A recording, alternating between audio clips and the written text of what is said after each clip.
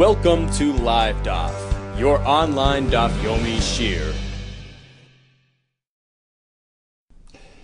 Shalom Aleichem, welcome back to today's Daf Yomi. Kesubos Kuf Zayin. We are holding on the bottom of Kuf Vav Amud Beis. Misha Halach Limdina Sayam. Itmar we have learned. Rav Amar Poiskin Mezoinois Leishas Ish. Says Rashi on the top line. Poiskin Mezoinois means that Bezdin are Yerdin Lenichse Misha Halach Limdina Sayam. This woman's husband skipped town. He's gone for a long period of time. His whereabouts are unknown. He didn't leave any mezainis behind that we know of. Bezdin says, look, we have to provide for his wife. It's one of a man's obligations to his married wife. So we access his property. Upaiskin mezainis liishtoi, and we provide his wife's mezainis. That is Shitas Rav. Continues the Gemara. Ushmuel Amar, he disagrees. Ein poiskin mezainis leishas ish. In contrast to an almana whose husband passed away, in which case she's fully entitled to get mezainis from his assets. But if she is an eishes ish, a married woman, we don't take that liberty. We don't meddle into their business. We don't access his properties to provide for his wife. The Gemara will give us the reason for this. Amar Shmuel, says Shmuel, look, although Rav allowed the Isha to receive mezainis in her husband's absence, but Moideli Abba, Abba is a respectable title given to Rav. Abba, Rav, will agree to me in the following case. The first 3 months of his absence, we don't do anything about it. Why? We assume a person wouldn't just abandon his home without nothing in it. There must be some provisions left behind, some money in the account, which would suffice for her first 3 months. So therefore, before 3 months, we don't interfere. Okay, so that's one exception. In this case, certainly all agree there's no mezainis. Furthermore, says the Gemara, let's say we have wind about the fact that he passed away, and Taisus points out, by way of Edom, we have 2 Edom that he passed away on his trip. Once again, in this case, there is no machlekes about what to do. Everybody agrees that she's a regular almana, and we give her mezainis. Rashi explains, well, eventually when she gets the Kesubos, she'll have to make a shvua, she will swear that she got nothing extra. There's no concerns, we have it all covered. Give her mezainis, no concerns. When then do we have a machlekes between Rav who says she gets and Shmuel who says she does not get? We have no word about his death. We assume he's alive and well. Rav Amar Poiskin, we give her mezainis. The fact is, it's part of his obligation. He's not here, we'll do it for him. Shmuel Amar Ein Poiskin, we don't do it. My time and why? We have one of 2 reasons. Rav Zvid Amar Ema, because there's a concern. We can speculate that perhaps tzorori are bundles of money. Atfasa, he had given her, meaning he paid her up front before he left, in order that she has her mezainis during his absence. You'll never know. So therefore, you can't trust, you can't give her any mezainis. And Taisus points out, even if she swears, the unlikelihood of him just abandoning ship without leaving her with any provisions is so far-fetched, so not probable. So even with a shvua, we don't give her mezainis. Rav Papa Amar, a different reason. Cheshinan were concerned. Shema Amar la, perhaps on his way out, he told her like this: let's cut, let's disengage in terms of our financial obligations to each other. Apply your income, your earnings, towards your mezainis, which is a legal arrangement. Since he may have done that, and she perhaps accepted that agreement, you have no right to interfere and to access his properties and take from them. My binayu, any difference between both these reasons, meaning, is there perhaps a case or two where one of these concerns would apply, not the other one? We have as follows. Gedola, suppose she's an adult woman. where there's a concern that perhaps he deposited some tzarari with her, he gave her some advance payment, so that concern applies. But you know for a fact that her income does not suffice for her needs. So the concern of tzarari applies, but not the other concern of tz'i ma'aseh yadayich bim zonosech, which can only be put forth if she has the ability to support herself. Inami, alternatively, you have a ktana, who is married to a ktana, who is a hard-working girl, but chances are he didn't leave her with any money in advance. V'sapka, her income does provide for her needs. So the concern of tzarari, advance payment, is inapplicable, but the other concern is. So now let's go back to our Mishnah. We're going to have a kasha on one of these shitas on Rab or Shmuel. Misha halach l'mdina sayam. The Mishnah describes a fellow who left on a journey. His wife is standing here and asking for mezainis. What does the Mishnah tell us? We give it to her. It's just a question of yes swear, no swear. She's going to make a shvua. In any case, eventually when she gets to Kesuba, leave it for then. Don't obligate a shvua now upon collection of mezainis. So she gets mezainis without a shvua. The other shita disagreed and they said, sure, there will be a shvua later, but shvua now as well. Let's analyze the Mishnah. This whole discussion is only regarding shvua, yes or no. But it's clear that she gets mezainis. That's a kasha on Shmuel. We're speaking about, presumably speaking about a husband who's alive. Tirgema Shmuel. So Shmuel interprets this Mishnah. Apparently we're speaking that we got word of his death. Okay, it's an almana, and therefore she gets mezainis. But otherwise not. Tashma, here comes another kasha from my Bryce. This fellow skipped town. His wife is standing here and claiming mezainis. They hold Tishava. She must make a shvua right now, prior to collection of mezainis. No shvua, which is the same machlokes as we mentioned before. Suppose we allocated some mezain, we gave her provisions, and suddenly he shows up and he says, "What do you mean, pasakti lemezainis? I've already given her up front. Well, why'd you double dip? Why'd you double pay?" What is the halacha? And when he's believed, Rashi says he'll make a shvua to get it back, which is a big chiddush because we already gave it to her. But Taisus points out because again it's based on the very real concern that perhaps he already gave her tzaruri, etc. So he has the ability to extract payment from her, repay what you took.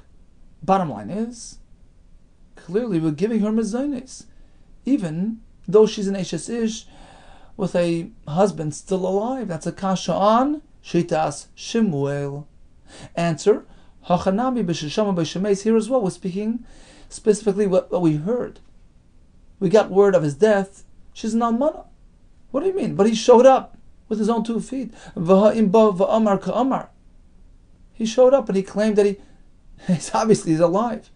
Imba lacha shmo. After we heard that he died, suddenly he showed up and it turns out the rumor was false, but initially we had figured that he passed away, and that was the justification for providing her with mezainis. Tashma, here comes another kasha. This fellow left on a journey. His wife is standing here expecting mezainis. Okay. Im bava amar. So Taisus learns, we're speaking that she's in debt because of the mezainis. She already borrowed. She put it on the credit card. And she wants payment. She was love sava achla. She borrowed for her achila. Before she got a chance to collect upon it, this fellow shows up and he says, "Look, what are you talking about? You've earned money, right? You're a working a woman. Take that money and apply it to your take the income, apply it to your expenses." And Taisus points out, even though it only supplies a minimum amount of provision, that's okay. So cut down on your expenses. Rashai, he has the right to do that, and he doesn't have to back pay for her debts. But Suppose he comes a minute too late. Kadmu bezdin u'pasku, the bezdin already allocated some provisions. They gave her what she needed to pay up her debts. Masha pasku, it's a done deal. Bottom line is, you see that bezdin will be paisek mezainos even in the absence of a husband who's presumed to still be alive. That's a kasha on Shmuel. Hachanami b'shesham b'shemeis was speaking that we thought that he died. Tashma mishalach m'dinasayim. This fellow skipped town. V'ishte tebas mezainos. The Isha comes to claim her provisions. Bezdin Yarden Chasav, Bezdin approaches this fellow's assets, Vizanin, and they provide the food, the Mefarnasan provide the other needs, clothing, Li'ishtai, for this fellow's stranded wife, Avaloi Banov Ubnoisa, but not for his own kids. We don't provide for his kids at this point, V'loi Dava Acher, and certainly not for the other expense, which the Gemara will explain later. Clearly, we have Paisek Mezainos even for an Eshes Ish. Omar Rav Sheshes was speaking about a unique case. B'mashres Ishtai Ayidei Shalish. This fellow, before he left town, appointed an administrator to look after his wife's needs, in which case it's clear. There was no tsarari, there were no advance payments, there was no tzimas yadayich b'mezainosayich arrangement, because he appointed somebody to take care of her. And Rashi explains, midway this shalish sort of backed out of the deal. Now she's stranded, and that's why we give her mezainos. In this case, there are no concerns which are typically applicable. If that's the case, that he had a shalish going, and he wants his family to be looked after, his wife and his kids, so then Bonav B'naisav Nami, why would you shut out his kids? Provide for them as well, when the shalish is no longer doing his duties. Answer, Kishihishru Lazu was speaking that he appointed a shalish for the wife and not for the kids, so it's not clear that he wants to provide for them in his absence. Well, my Pascha, is that an absolute case? Why would you assume he's providing for her, not for the kids? Ella, says the Gemara, let's go back on this pshat. Omar Papa Kisheshamu Boishames was speaking that, in fact, we thought that he had passed away. Be'ed Echad. Oh, so there was only one aid testifying about this person's passing. So that generates the distinction between the wife and the kids. Why? Regarding the wife, we're coming off Meseches Yevamis, right? We know that in Eid Echad is Neman to be matir and aguna to remarry. So regarding the Isha, the boys in Subi Be'ed Echad, if she chooses to marry by word of this single aid, who's testifying about her husband's passing, Matzi Minsaba, she's fully allowed to do so. So Mezoini Nami Avinala. If she's an almana, as per the Eid Echad's testimony, it allows her to remarry, certainly allows her to collect mazonis like a regular almana. That explains why we give her what she needs. As opposed to his kids, Bonav and B'naisav, there it's different. The Ibo Lemechas L'Nachasav. Suppose they want to inherit his properties, consider him dead. Regarding Yerusha, they can't do that. Be'Eid Echad, through just an Eid Echad, they can't access those properties. So when it comes to remarriage, an Eid Echad is enough. The Gemara explained in Nivamas because the running assumption is that she won't do it unless she's totally sure it's a special heter for Naguna. So if she can remarry, she can access properties for Mezainos. She's an almana, right? It's all or nothing. Either she is or she isn't. If she can remarry, then she can get Mezainos like an almana. But the kids, they don't have this. They don't have this privilege because it's only an Eid Echad. When it comes to dinei mamonis, monetary issues, you have to have two eidim. So mezayni nami lo yavinulu. Likewise, they can't get mezaynis. So it's like an irony. You have the wife considering the husband dead, and the kids considering him alive. Okay. The Brisa says you don't give kids and you don't give davar acher. What is davar acher? My davar acher. Chizda amar tachshit. You don't provide for her adornments. You need basic provisions that she can have, but not the jewelry. Rabbi Yosef amar tzedakah. Suppose there is a tzedakah collection in town. She's not meant to contribute. Man damar tachshit. The shita that holds that she doesn't get tachshitin. Koshkin tzedakah. Of course, tzedakah is not included in her basic provisions. Man damar tzedakah, but according to the shita, that we don't obligate, the tzedakah to come, she's not mechuyev to give tzedakah from his estate. Aval tachshit yavinillah. She can't give his tzedakah because mezainas, yeah, but she doesn't have permission to give tzedakah. But tachshit, and that we give her Why? The tin, a husband typically doesn't want his wife to be, maneuvered, to look to look unpresentable. So even though it's not an absolute basic need, but I guess for an Isha it's considered a basic need, basic enough that the assumption is that the husband, even though he did not, specifically instruct to give her for a tachshitin, he certainly is more than happy that she takes from his assets. Toshma. Hayivama gimel chadashim rishonim. So you have a man who passed away without kids. His wife, the Yivama, is awaiting Yibum by the brother. So they have to wait 3 months. That's the standard 3-month wait period to discern, her status, to figure out whether she's expecting. So those first 3 months, Gimel Chadashim Rishonim, after her husband's passing. What about her mezainis? Mezainis Mishil Bala. She receives mezainis from her departed husband's assets, and Rashi explains the reason is because she's held back from marriage. She can't do anything. She's sort of tied down. And therefore, her departed husband is responsible, so to speak, for that mezainis.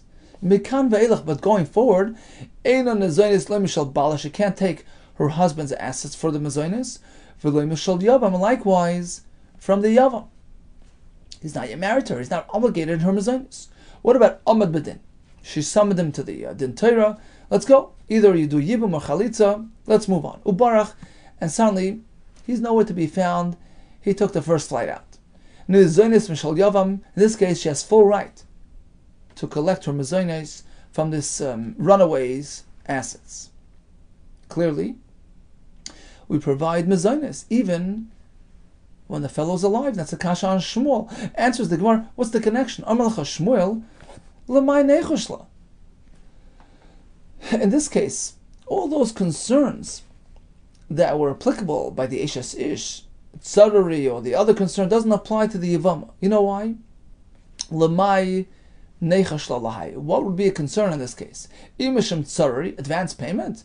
Well, no Yavam gives advance payment to his Yivama which she had not yet married. They're not close enough in terms of, a relationship that would, prompt him to give her in advance. There's no question he didn't give her any money in advance. Well, what about the other issue, the other concern that perhaps, they can just strike a deal of disengagement. You keep your income and I'll keep my mezainis. Well, it's still pre-yibum. They're not yet married. She has no obligation to forward her income to him. So you cannot even do that to her. You can't offer her tit for tat. You keep yours, I'll keep mine. Her income belongs to her, rightfully hers. So he's mechuyev mezainis, and therefore she's entitled to collect her mezainis from his assets. So it's so different than a regular married couple who are obligated to each other, in which case there's a very real concern that perhaps he paid her in advance or allowed her to keep her income in lieu of his mezainis. Toshma, here comes another raya from a Bryce. A woman and her husband left town. Ubas, and she returns with sad news. My husband passed away. She has a choice. If she wishes, she can just take mezainis and stay in the estate. Otherwise, she can just collect her ksuba and let go. Straightforward case. Isha is to be believed. We know that an Isha comes back and says, my husband passed away, she's an Ammon, it's like the Eid Echad. So here we have no issue. Of course, she's entitled to be classified as a Almona with full mezainis rights. But the next case is going to be the challenge. She comes back and says, look, unfortunately our marriage broke up. Girashni, he divorced me. As we know, an Isha has no ne'emanos to say that. Well, in his presence, she can say that. The chazaka, an Isha wouldn't propose that she's divorced, in front of her husband, if it wasn't so. But if she just comes back and gives us this news, I was divorced, she doesn't really have ne'emanos. Girashni bali, so what happens? Misparnesses v'leches ad kedei Kesubos. So in this case, she isn't technically entitled to mezainis. She gets parnasa up until the ksuba amount. Because there's no risk giving her up to that amount. She's entitled to something. If she's still married, she gets mezainis. If she's really divorced, then she gets the Kesubos. Up until that amount, it's fair to give her. Yeah, but the question is, maybe nothing happened. Maybe she's fully married, no divorce, no death. So she doesn't get anything. According to Shmuel, that an Ishes Ish who's still married gets no mezainis. Answer is, Hachanami, just like in the previous cases, we can perhaps suggest that in this case as well, because what happened was we heard that he passed away. And as Tosfos told us, we're speaking about that there were 2 Eidim that he passed away. She's a regular almana. So she gets mezainis. Asks the Gemara, Umayshno ad k'dei Kesubos. Well, if that's the case, why is she limited to the Kesuba amount? An almana gets mezainis without any limitations. Answer is, she undid herself. She is the cause of her own undoing. Di'ihi, because she brought about her own hefset by claiming that she was divorced. She contradicted our information. We know that he passed away, but she said she's a grusha. So in this case, we're not really sure what happened. So we cannot treat her like a regular almana. We can only give her up until the ksuba amount. That amount which she's entitled to mimanav shach, either way. Whether she's an almana or a grusha, she gets the ksuba amount. Tashma, here comes another right. Keitzad amru mimma enes ein lo mezainis. You may recall, about a week ago we had a mishnah that a mimma enes, a Tana who was married only with the Rabbanan, rejected her husband, is not entitled to mezainis. What exactly was the circumstance behind that halach? What happened there? You cannot suggest that this halacha would suggest that when she's still with him, he's not obligated to feed her. That doesn't work. Of course a husband has to feed his wife, even if she's a ktana. While they're still married, while she's still under his care, of course he has to feed her. Ella, rather, we're speaking the husband of this Tana went on a journey. And in his absence, what did she do? To support herself, she borrowed to feed herself. And then what happened? She proceeded to do miyon. She rejected him. Husband is very unhappy with this, and he says, I'm not paying your bills. So back pay, he doesn't have to pay. Let's make a deal. This only works because there was miyan. So he says, look, it's your issue. Who asked you to walk away from me? But if miyan did not take place, they are still married. We give her for mezainis, even if husband wasn't around. That's a kasha on Shmuel. Amalach Shmuel,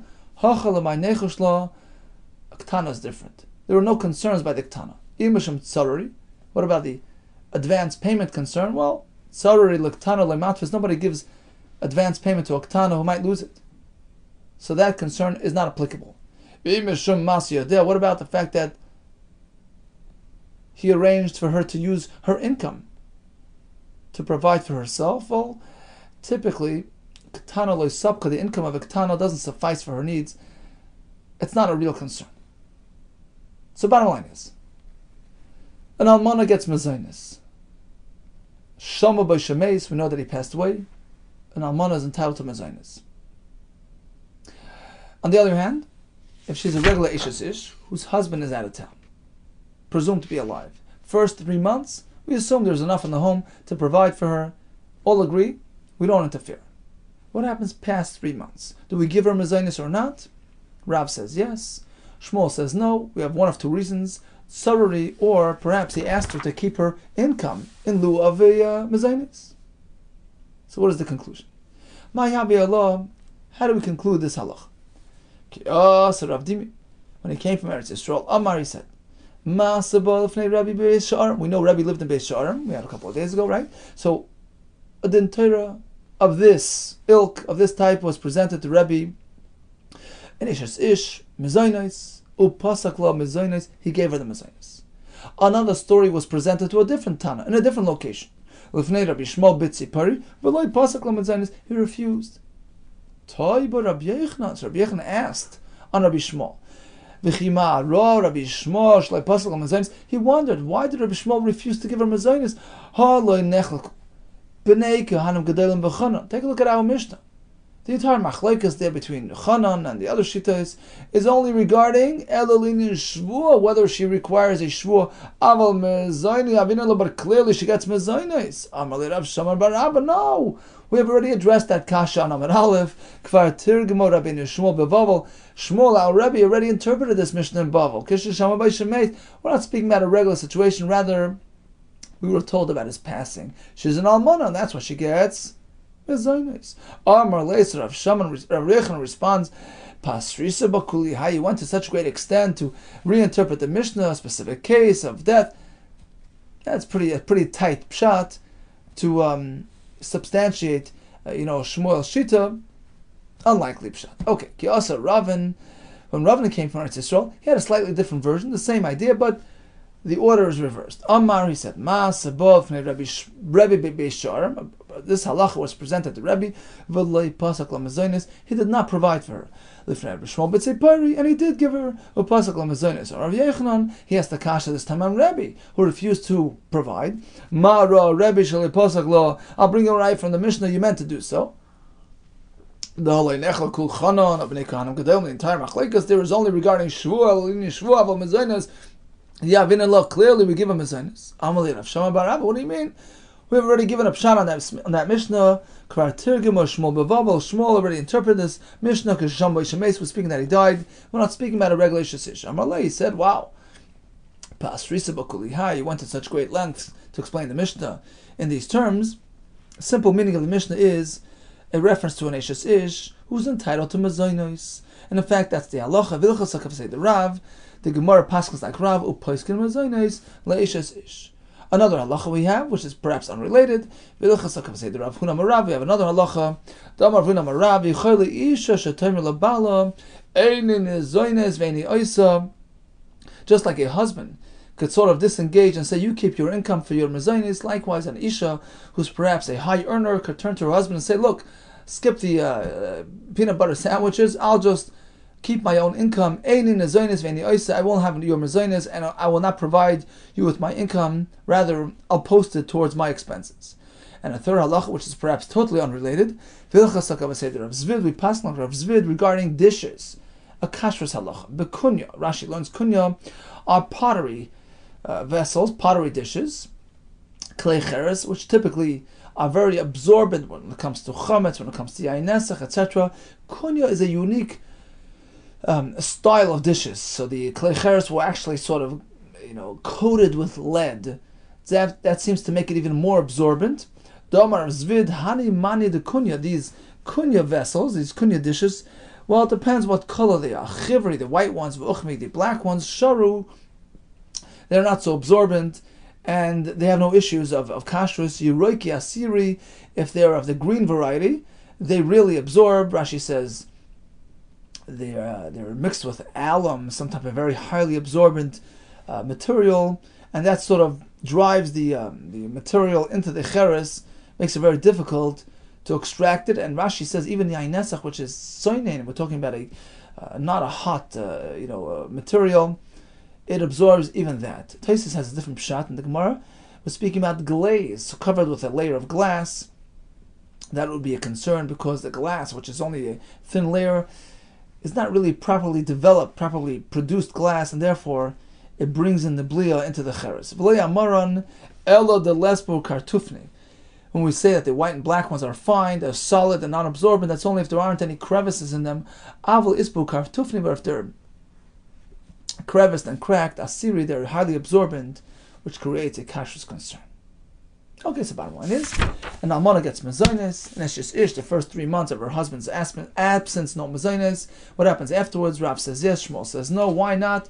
Perhaps he paid her up front, perhaps he had arranged with her to keep her income for her mezainis. The halacha is, she gets mezainis, and we have the other two halachas as well regarding the isha turning to the husband, and we have the halacha regarding the coated or glazed dishes. All the best to you, and that's Rabbah.